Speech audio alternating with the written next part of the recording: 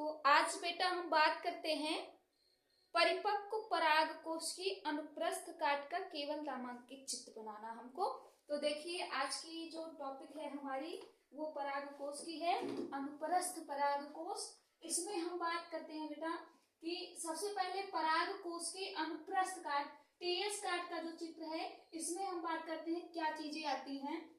इसमें सबसे पहले चीज हमारी जो है वो आपकी आती है बाहरी त्वचा। इसमें जो बाहरी लेयर है, इसकी बाहरी परत है, बाहरी त्वचा है, उसके अंदर आपके चार जो है परागपुट होते हैं। परागपुट में चारों परागपुट के बीच में एक संवहन पुल होता है। संवहन पुल क्या होता है और आप जानते हैं या नहीं, हम आपको बता दे रहे हैं आपकी जानकारी के लिए। जब जाइलम एवं फ्लोएम एक ही त्रिज्या पर, अर्थात जाइलम हो या फ्लोएम हो, सभी अगर एक ही त्रिज्या पर आकर सब मिल जाते हैं तो वो मिलकर एक संवहन पुल का निर्माण कर देते हैं। अर्थात आप कह सकते हो कि जब जाइलम फ्लोएम एक ही त्रिज्या पर होते हैं और आपस में मिलाकर इसका निर्माण करते हैं, संवहन पुल कहलाते हैं।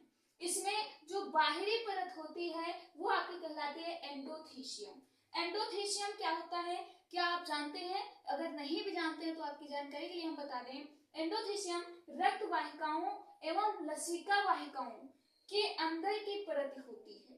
अर्थात ये जो बाहरी परत गई है, मोटी त्वचा जो इसकी बाहरी त्वचा गई है, इसमें आपके रक्त वाहिका और लसिका वाहिका भी शामिल है, जिसको हम कहते हैं एंडोथीशियम। अब आता है आपका टेपिटम। टेपिटम क्या होता है? टेपिटम पराग कोश के अंदर होता है और ये पौधों को अर्थात जीवों को पोषण प्रदान करता है। और उसके बाद परागपुट। आप परागपुट के बारे में तो जानते ही हैं कि परागपुट किसे कहते हैं। लघु बीजांडधानी को परागपुट कहते हैं। आपकी कोशिकाएं आती हैं, ओष्ठ कोशिकाएं, अर्थात जो बाहरी कोशिकाएं जो बाहर निकलने का प्रयत्न करती रहती हैं हमेशा, वो ओष्ठ कोशिकाएं कहलाती हैं। इस तरीके से टीएस अनुप्रस्थ काट का ये चित्र हो जाता है। अगला चित्र आपका आता है कि जब ये टीएस की काट का चित्र अलग होता है तब क्या होता है, तब आपके दो चीजें बाहर आती हैं। एक नए परागकोश की काट का निर्माण हो जाता है और दो चीजें बाहर आती हैं, एक होता है परागपुट और दूसरा होता है परागकण।